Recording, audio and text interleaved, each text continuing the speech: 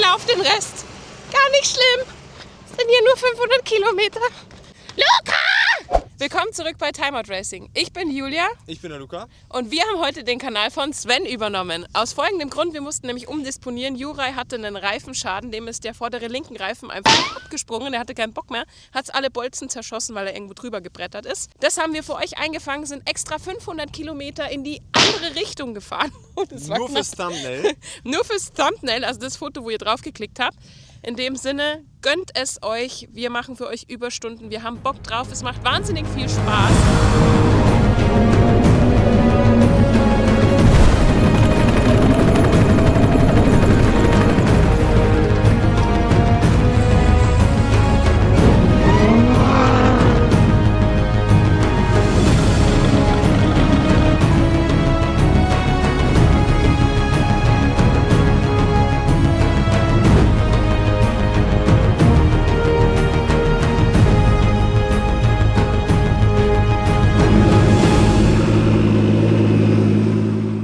Der Grund, warum wir umdisponieren mussten, ist folgender. Wir haben 5 Kundenteams bei uns mit am Start.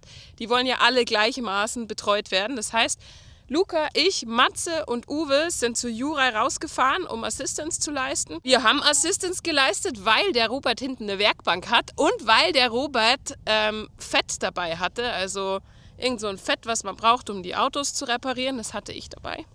Ich habe das natürlich geplant.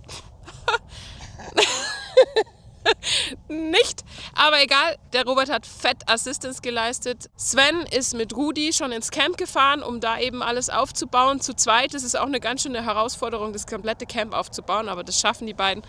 Wir sind sicher, sie haben es geschafft. Wir zeigen euch, wie es aussieht in dem Sinne. Wir sehen uns im Camp. Danke, ciao. Also wir haben ein ziemlich großes Problem. Das Gute ist, wir sind alle ausgeschlafen und haben super viel Energie. Kein Problem. Wie lange habt ihr geschlafen? 2. Und wir haben nur noch 600 Kilometer vor uns, also ist auch kein Problem. Beim Juraj sind alle Radbolzen abgebrochen und da steht 270 Kilometer vor uns. Und wir müssen jetzt einen Plan entwickeln, was wir tun, weil der LKW muss ins nächste Camp. Es ist 20 nach 8. Gibt was zu tun heute. Check. Nee, der ist voller Reifen. Voller Reifen, der Anhänger.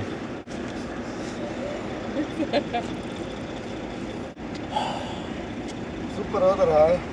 Dann Schrottplatz hinfahren und reparieren. Da bräuchte man aber nicht im Auto. Ja, der hat ja diese Alufelgen drauf. Da hast du lange Radbolzen, vermute ich mal. Sonst ist es schwierig. Das schmeckt gut.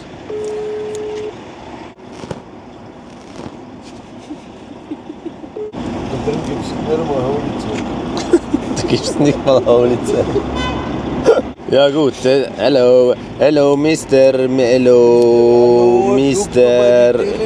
Win. Hello from the other side. We have a big problem. Then my guys will start from Riyadh. They will try to, we need to find the nuts and then to go back. This is one thing, and the other thing is to maybe to put the car on the assistance track. We will have to be to see. Maybe assistance truck is the best option. What do you mean with assistant truck? Do you mean the sweeper truck at the end? But I think they don't bring you to the camp, they just bring you to the tarmac road. One option is that we go to the Schrottplatz, I don't know the English word, but to buy spare parts, because we think you have to replace the complete part there. And so we try to find the part and drive to you and fix it on site. This is another option.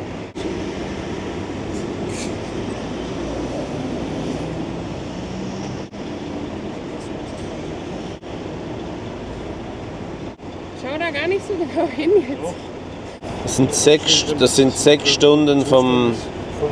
Nee, von 6 Stunden ist er vom nächsten Camp entfernt. Hallo, lass dir die Türverkleidung bitte dran. funktioniert. Das ist meine maximal gut isolierte. Yeah, I think this is the best option to fix the car on the site.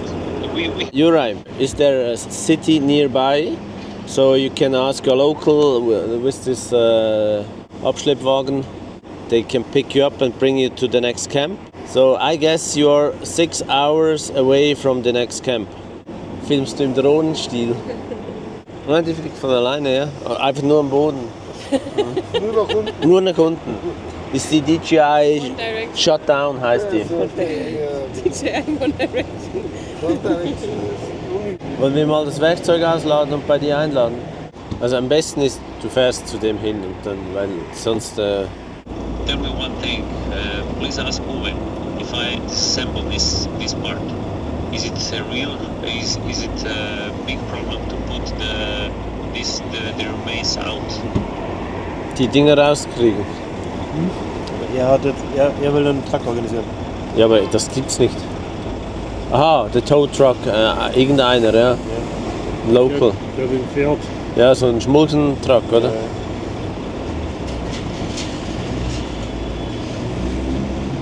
Glaubst du, man sieht sowas?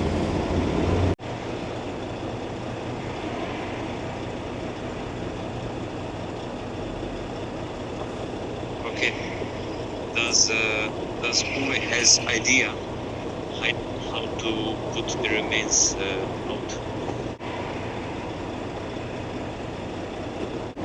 Also der Plan ist jetzt, dass wir uns aufteilen, weil es ist komplett in andere Richtungen leider. Der Service-Truck fährt ins nächste Camp, weil da hat sie Material für einen anderen Kunden, der muss dahin. Und der Uwe fährt zum Juraj hin und dann versuchen wir da irgendwas zu reparieren on site. Vielleicht auch da noch in der Nähe Ersatzteile zu finden oder jemand, der ihn abschleppt, so ein Local. Okay, also ihr könnt auch dahin, ja? Okay, ciao.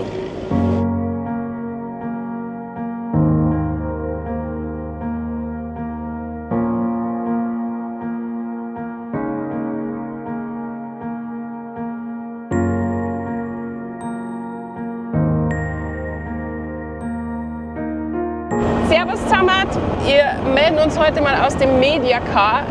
Aus folgendem Grund, der Sven und der Rudi, die fahren mit dem Service-LKW ins nächste Camp. Wir sind mit 630 Kilometern zum nächsten Biwak-Entfernung losgefahren.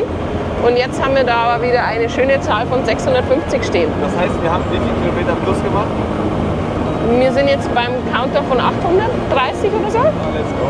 Ja, und wenn man jetzt da mal unten auf Google Maps noch schaut, da steht jetzt 150 Kilometer. Die müssen wir jetzt noch weiter wegfahren von unserem Ziel Biwak. Das bedeutet, wir fahren eigentlich in die falsche Richtung. Also Biwak ist hier, Juraj ist hier und wir sind ungefähr da. Das ist also, Luca, wir fahren gerade wegen einem Foto den Umweg von 500 Kilometern. Now we are talking.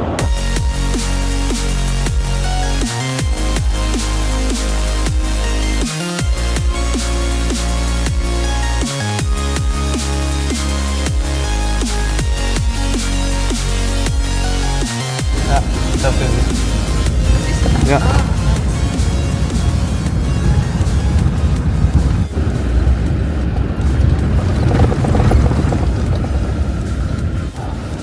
Hello, my friend. How are things? Good. Good. Yes. We fix this. You fix this? You hungry? I can cook you something.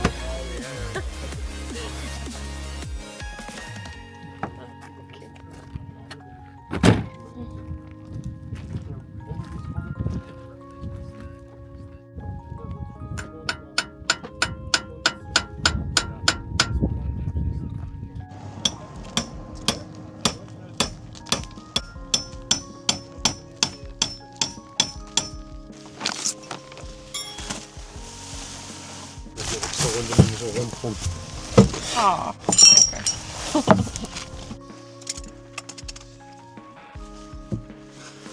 So, so. Das ist das. Sieht Mist aus. Ja. Können wir dem sagen, dass er umdrehen kann? Juraj, we have grease. Ist ja cooler wie gedacht. Hast du sowas nicht in deinem Auto? Was? Toyota. Anfänger Gaso. oder was? Der ist so vorbereitet, dass nicht kaputt geht. Ja, gespannt. Und selbst wenn, wirst du es nie erfahren. Antriebsschwein fährt so, wurscht. Das brauchst du noch nicht mal für dein Auto, das fällt. Ja, ich hab's für euch extra Ach so, mitgenommen. deswegen. Du nimmst das nächstes Mal bitte Wälzlager. Okay. So, wie der Zufall so will, hatte mein Defender noch Fett irgendwo gelagert in irgendeiner der 50.000 Schubkästen. Das heißt, wir können es jetzt hier ready machen und es muss nicht weggefahren werden, um extra Fett zu besorgen. Was sagst du zu meiner rollenden Werkstatt, Matze? Hammer.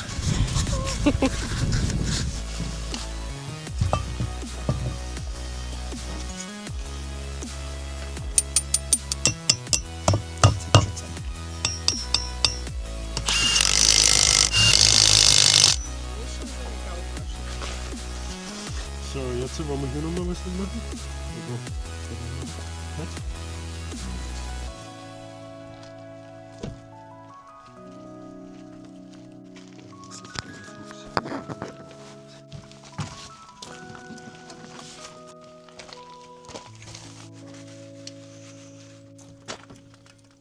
Matze, was hast du jetzt gemacht?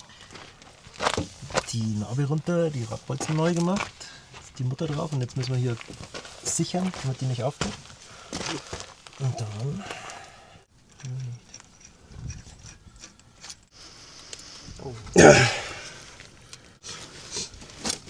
Das ist ein bisschen fette.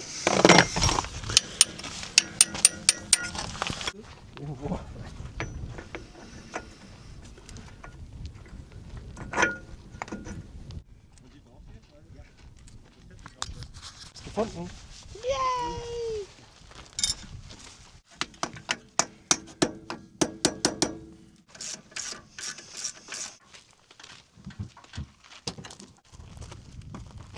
Yes, we can hear you. I'm just coming up for some news. You have assistance coming up? Yes, my assistant is here and we will start in 10 minutes. Okay, perfect. Thank you. Thank you, bye. Bye-bye.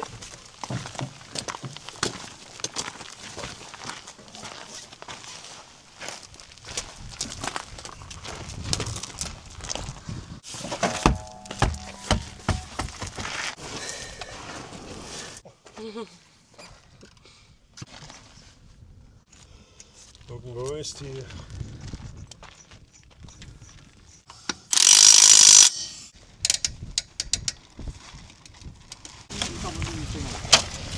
Mission erfolgreich? Ja. How are you feeling? First we have to try the car right now to see if everything is alright. Going straight. That we can go to Biwak. So we have still how much? 500, Yeah, something like that. my trip 500 he said kilometers to make 680. 680. My trip he said it, yeah. Oh. Couldn't you have chosen a different spot, Uri, for the crash? What? Was sitzt da noch? Shit. Hat's die Tür ausgekibbelt oder was? Ja, kannst du gerade wegbogen hier. Oh, glow. Boy. Quite dusty, huh? Yeah. Colors of Benetton. Let's see. Okay, guys. Thank you very much, all. See you in Biwak.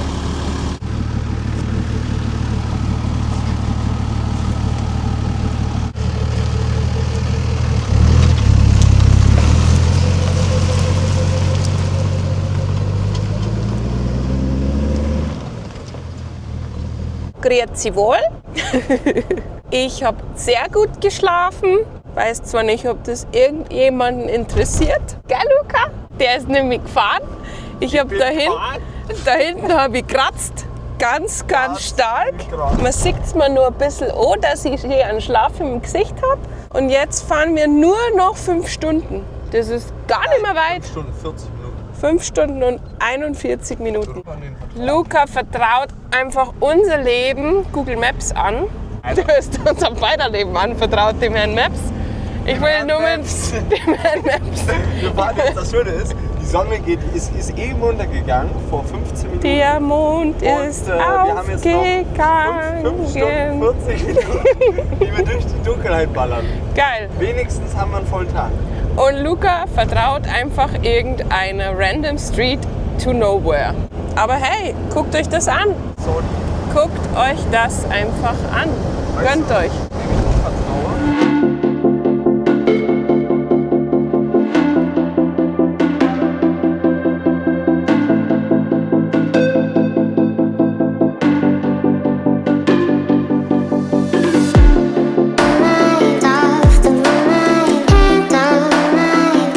Wir haben gerade 2 Leute angehalten, weil wir sind stehen geblieben und wollten ungefähr ein paar coole Fotos machen im Sternenhimmel. Die blenden wir ein.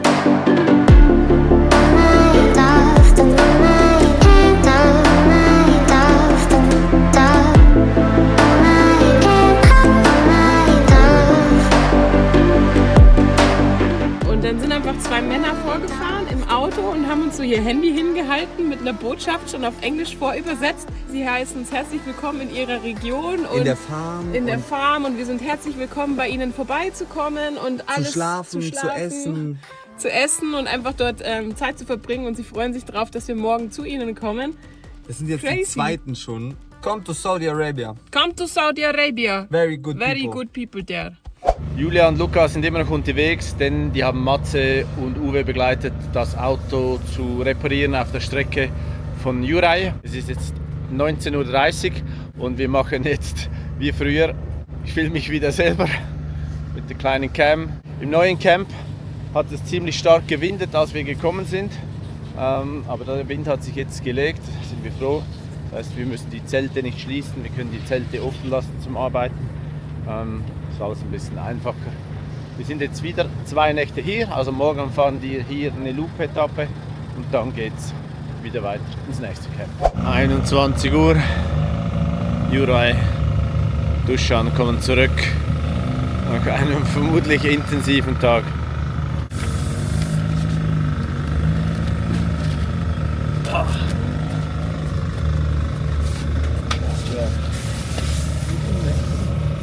Welcome home. Maxi, für uns war es heute eine lange Fahrt. Wie lang war das für dich? Also kilometermäßig bisher das längste, aber unglaublich schnell zu fahren. Weiß nicht, ob ich sowas schon mal gemacht habe, aber das war wirklich, also wir haben 40 Kilometer Dünen gehabt, ein paar Steinsektionen und der Rest war Also Piste, Vollgas, volles breit. Rohr. Also es war gab schöne Sandpisten, kurvig und so, aber es war noch sowas wie heute habe ich noch nie erlebt. Es ging einfach mal 30 Kilometer lang. Ein Kompasskurs geradeaus. Ich habe über 30 Kilometer nicht einmal das Gas gelupft. Wollte raus. Also das 30 Kilometer, das sind 20, was sind das? Nee, das fährst du 140. 150. Ja. Unglaublich, ja. Krass. Ja, Aber hat alles gehalten? Hat alles gehalten. 2 böse Schläge abgekriegt, mal so aus nix. Waren vorher gut ein paar Speichen los, aber das Felge ist noch ganz. Aha. Und warst du angespannt oder hat Spaß gemacht? Nee, hat Spaß gemacht. Okay. Also tatsächlich die 30 Kilometer geradeaus, das wird dann langweilig. Ja. Aber normal. Aber hast nicht den Tempomat aktiviert? Nee. Das war Tempomat war auf Anschlag. Ich glaube, ein paar Mal, 3, 4 Mal habe ich es hingekriegt, das Gerät anfangen piepsen, da habe ich mal kurz 2 Grad zurückdrehen müssen. Ah ja, du bei 150 piepst, oder? So, bei 4 km/h vorm Limit fängt es an piepsen langsam. Ja. 2 km/h vorm Limit piepst schnell. Mhm. Wenn es dauerhaft piepst, dann hast du Strafe. Wann hattest du deinen Start? Der Biwak um 5 Uhr. Okay, das geht doch. Ja. Und draußen war, weiß gar nicht, halb oder sowas. Okay.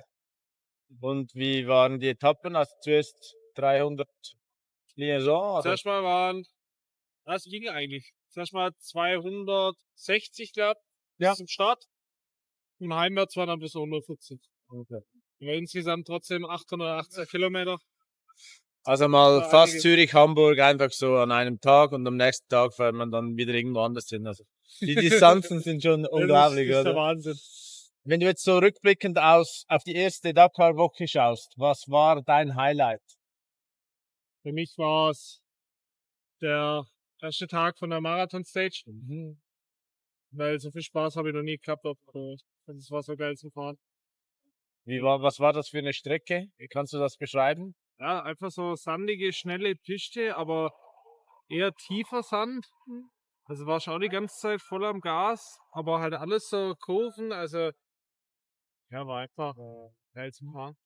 Wenn ich jetzt Motocross fahren könnte und ich könnte noch Roadbook lesen, könnte ich so eine Dakar fahren? Oder ist das ganz was anderes? Wo fahren können und fahren können, sind immer 2 Paar Stiefel, weißt du? Ja. Ja, aber ich meine, also was braucht es für ein Level, dass man jetzt das wie du fahren kann? Reicht es, wenn man ein bisschen gut Motorrad fährt, Motocross, sage ich jetzt mal als Beispiel, und Roadbook lesen kann, oder ist das zu wenig?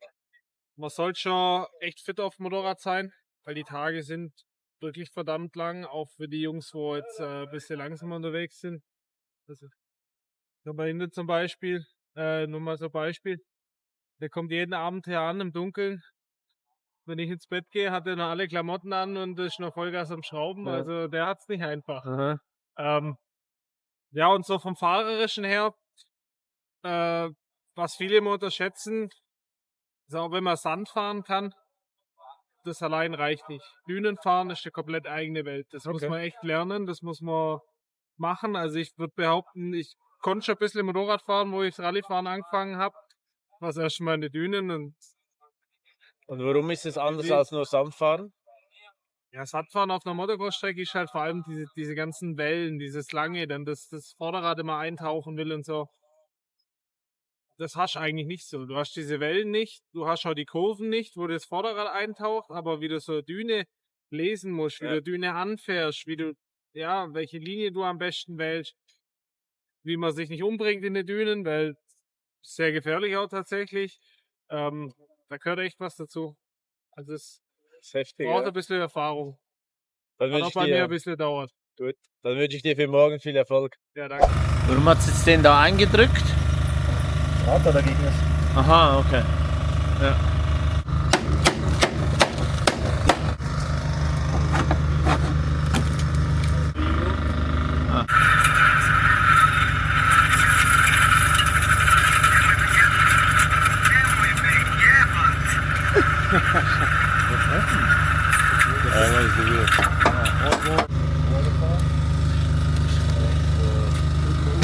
Akkuschrauber und weg.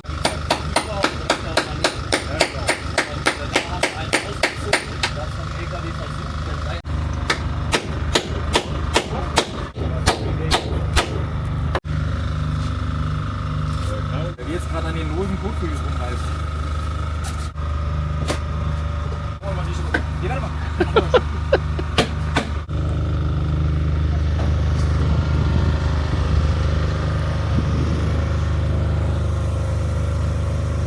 Ich bin kein Fan von Product Placement, aber für diese Lampen muss ich wirklich sagen, muss ich es tun. Weil die sind einfach genial, zum einen von der Ausleuchtung, dann wir können die Höhe verstellen bis 3 Meter, sie sind super stabil und wenn ihr wisst von wem, da nordride.ch.